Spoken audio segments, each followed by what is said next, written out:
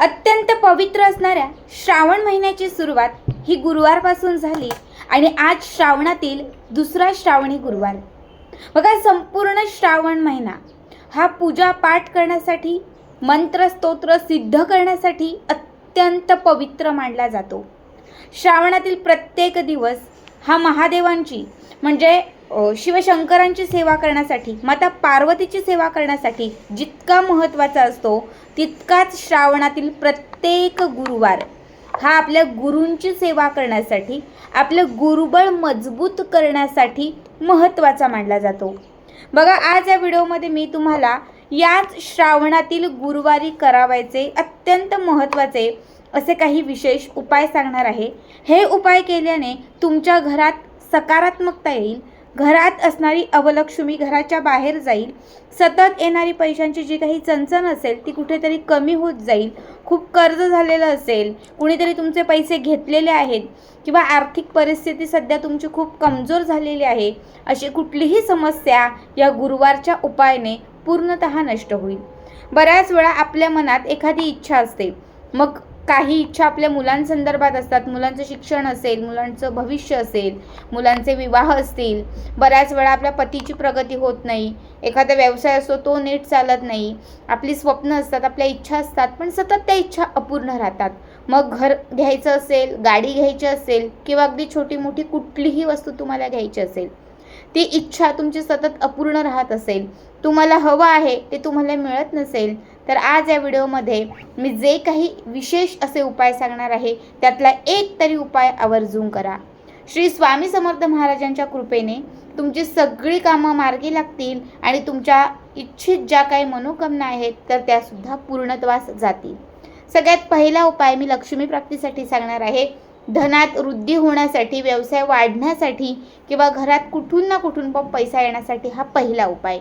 बघा, आज गुरुवारच्या दिवशी तुम्हाला देवघराच्या समोर बसायचं आहे, तुपाचा किंवा तेलाचा दिवा लावायचा आहे. आता सकाळपासून कमीत कमी गुरुवारी आपण दिवा लावतो किंवा तो तेवतच ठेवतो.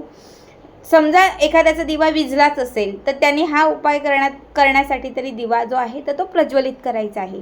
त्यानंतर जिथे आपली गुरूंची मूर्ती असेल किंवा फोटो असेल, जे काही असेल, त्याच्या समोर एक लाल कापड किंवा पिवळं कापड ठेवायचं आहे आणि त्या कापडाच्या वरती एक सुपारी ठेवायची आहे.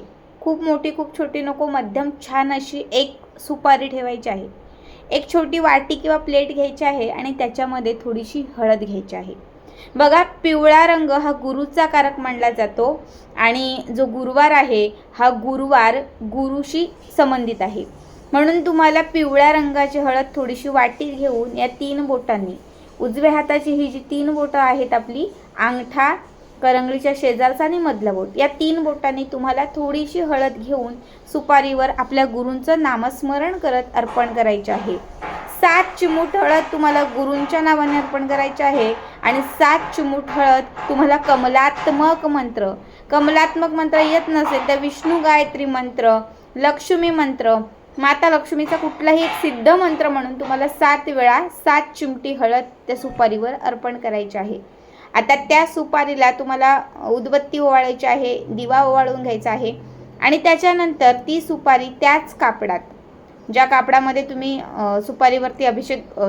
सुपारीवरती तुम्ही हळदीचं अर्चन केलेलं आहे, तर त्याच कापडात तुम्हाला ती हळद आणि ती सुपारी घट्ट बांधायची आहे. आपल्या गुरूंच्या उजव्या चरणाला, उजव्या पायाला, फोटो असेल तर प्रतिमेला ती स्पर्श करायची आहे आणि त्याच्यानंतर ती सुपारी तुम्हाला त्या कापडात सगट उचलून घरातल्या कर्त्या कमावत्या पुरुषाच्या खिच्यामध्ये, व्यवसायाच्या गल्ल्यामध्ये, जिथे तुम्हाला यश हवं आहे किंवा घरातल्या तिजोरीमध्ये तुम्हाला ती ठेवायची आहे. ही किती दिवस ठेवायची तर तुम्ही कायम पण ठेवू शकता किंवा तुम्ही अवघा श्रावण महिन्यापर्यंत ठेवून बघा. संपूर्ण श्रावण महिना संपण्याच्या आत तुमच्या घरात धनप्राप्ती झाल्याशिवाय राहणार नाही. दुसरा उपाय सांगते. बऱ्याच वेळा आपली जी इच्छा असते ती इच्छा अपूर्ण राहते.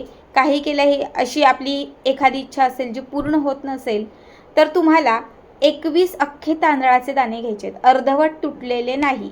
21 अख्खे तांदळाचे दाणे घेऊन तुम्हाला देवघराच्या समोर, आपलं जे देवघर आहे ते देवघराच्या समोर तुम्हाला बसायचं आहे. बसल्यानंतर तुम्हाला एक तांदळाचा दाणा आपल्या उजव्या हातात घ्यायचा. आपल्या उजव्या हातामध्ये एक तांदळाचा दाणा घ्यायचा, गुरूंचं स्मरण करायचं.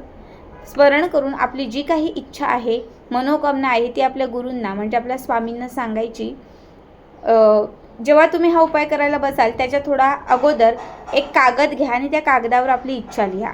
कुठली पण नोकरी, व्यवसाय, व्यापार, वृद्धी, विवाह, प्रमोशन, नोकरी, जे पण हवंय ते एका कागदावर लिहा आणि तो कागद स्वामींच्या समोर ठेवा. ठीक आहे. आता हातात असणारा तांदळाचा दाणा तुम्हाला गुरूंचा मंत्र म्हणून अभिमंत्रित करायचा आहे आणि हा तांदळाचा दाणा समोर स्वामींच्या समोर इच्छाप्राप्तीचा जो कागद ठेवलेला आहे त्याच्यावरती हा तांदळाचा दाणा अर्पण करायचा आहे. पुन्हा दुसरा तांदळाचा दाणा घ्यायचा, पुन्हा गुरूंचं स्मरण करायचं, श्री स्वामी समर्थ माझी ही इच्छा आहे असं सांगून पुन्हा तो तिथे ठेवायचा. असे 21च्या 21ही तांदळाचे दाणे एक एक करत अभिमंत्रित करत तुम्हाला समोर ठेवलेल्या त्या कागदावर ठेवायचे आहेत. त्यानंतर 21च्या 21ही तांदळाचे दाणे तुम्हाला एका पुडीत बांधायचे आहेत. जो कागद तुम्ही ठेवलेला आहे त्याच कागदात इच्छा लिहिलेल्या त्याच कागदात तुम्हाला ते बांधायचे आहेत. आता ही 21 तांदळांची पुडी तुम्हाला आपल्या गुरूंच्या समोर म्हणजे स्वामींच्या समोर तोपर्यंत ठेवायची आहे जोपर्यंत त्यात मागितलेली इच्छा पूर्ण होत नाहीये. आता तुम्ही 1 दिवस ठेवा, 4 दिवस ठेवा. जेव्हा मी हा उपाय केलेला तिसऱ्याच दिवशी माझी इच्छा पूर्ण झालेली. ज्या दिवशी तुमची इच्छा पूर्ण होईल त्या दिवशी तो कागद तिथून काढायचा. हा कागद काढून जे तांदूळ आहेत हे तांदूळ तुम्ही घरामध्ये काहीतरी गोड बनवू शकता किंवा जो आपण भात बनवतो जेवणासाठी सात्विक जे अन्न बनवतो तर त्या तांदळात तुम्ही घालू शकता किंवा मग पशुपक्ष्यांना पण तुम्ही खायला घातले तरीही चालतील. इच्छा पूर्ण झाल्यानंतर ती देवाची कृपा असेल किंवा स्वामी आपल्या गुरूंच्या कृपेने ती इच्छा पूर्ण झालेली असेल, मग त्यानंतर तुम्ही त्या तांदळाचं काहीही करा पण ते सात्विक करा. तिसरा उपाय तुम्हाला सांगते. बऱ्याच वेळा काय होतं की घरात खूप आजारपण येतं, घरात सुख नसतं, घरात समाधान नसतो, घरामध्ये आनंद नसतो किंवा घरामध्ये सतत काहीतरी भांडणं होतात, कलह होतात, एक निगेटिव्हिटी आपल्या घरात खूप जास्त असते. अशा प्रत्येक व्यक्तींनी आज श्रावणातील या दुसऱ्या गुरुवारी आता मी जो उपाय सांगते तो आवर्जून करा. एक नारळ घ्या. खूप सालं असं काही नाही, खूप सालं असते तर थोडीशी काढून घ्या. थोडंसं पाणी त्यात असलं पाहिजे, हलवून बघा. नारळ स्वच्छ पाण्याने तो व्यवस्थित धुवा. धुतल्यानंतर थोडासा तो सुकू द्या. सुकल्यानंतर तो नारळ देवघराच्या समोर दिवसभरात रात्रीपर्यंत कधी पण हा उपाय करा. देवघराच्या समोर एक प्लेट ठेवा. त्या प्लेटमध्ये तो नारळ ठेवा आणि त्या नारळाच्या वरती एक भीमसेनी कापूर लावा. एक भीमसेनी कापूर लावा. कापूर जसा पेटेल तसं त्याच्यामध्ये एक फुलवाली लवंग सोडा. एक फुलवाली लवंग आणि कापूर ह्या दोनही गोष्टी जशा प्रज्वलित होतील त्या नारळावर घरामध्ये एक सुगंध पसरेल. घरात असणारी नकारात्मकता निगेटिव्हिटी घराच्या बाहेर जाईल. हा नारळ घराच्या 4 कोपऱ्यांना उंबरठ्यासमोर सगळ्या दिशांना फिरवून आणा आणि शेवटी हा नारळ आपल्या मेन दरवाजाच्या समोर बाहेर आतून जिथे तुम्हाला शक्य आहे तिथे 5 मिनिटे तरी हा नारळ ठेवा. ठेवल्यानंतर तिथे बसून आपली जी काही इच्छा असेल की नकारात्मकता दूर होऊ दे, घरातील अवदसा घराच्या बाहेर जाऊ दे, अवलक्ष्मी माझ्या घरातून निघून जाऊ दे आणि घरात लक्ष्मीची प्राप्ती होऊ दे, अशी आपली जी पण मनोकामना असेल ती मनोभावे तिथे व्यक्त करा. आणि त्याच्यानंतर हा जो नारळ आहे हा नारळ आपल्या घरात आपल्या देवघराच्या समोर आणा. आता हा नारळ देवघराच्या समोर आणून बघा. आता घरात आणल्यानंतर जेव्हा देवघराच्या समोर हा नारळ तुम्ही आणाल तेव्हा त्याच्यावरचा कापूर विझला वगैरे तरी पण चालेल. फक्त उंबरठ्यावर ठेवेपर्यंत घरात संपूर्ण फिरून आणेपर्यंत त्यावरचा कापूर जो आहे तो पेटता असला पाहिजे.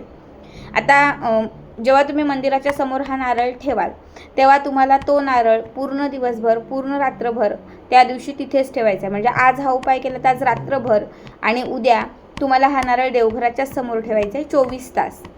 कारण 24 तासात घरातली सगळी कणाकणामध्ये असणारी निगेटिव्हिटी जे काही आहे वाईट ते सगळं त्या नारळात शोषलं जाईल. 24 तासानंतर हा नारळ घराच्या बाहेर घेऊन जायचा. मोकळी जागा असेल अशा ठिकाणी हा नारळ घेऊन जायचा. तो नारळ तिथे जाऊन फोडायचा, त्याचे 2 भाग करायचे आणि ते टाकून द्यायचे. नारळ टाकताना तो क्रॉस टाकायचा आणि मग घरात यायचं. घरात येण्यापूर्वी स्वच्छ पायावर पाणी घ्यायचं आणि घरात आल्यानंतर थोडंसं घरामध्ये गोमूत्र शिंपडायचं. बघा हा उपाय केल्यानंतर खूप चांगला अनुभव येईल. घरातील निगेटिव्हिटी नकारात्मकता बऱ्यापैकी घराच्या बाहेर जाईल आणि घरामध्ये एक पॉझिटिव्हिटी येऊन घरातील वातावरण पूर्णतः अत्यंत पवित्र होऊन जाईल. हा उपाय तुम्ही गुरुवारीच करा असं नाही म्हणणार, तुम्ही श्रावण महिना संपण्याच्या आत अगदी कधीही केला तरीही चालेल, पण नक्की करा.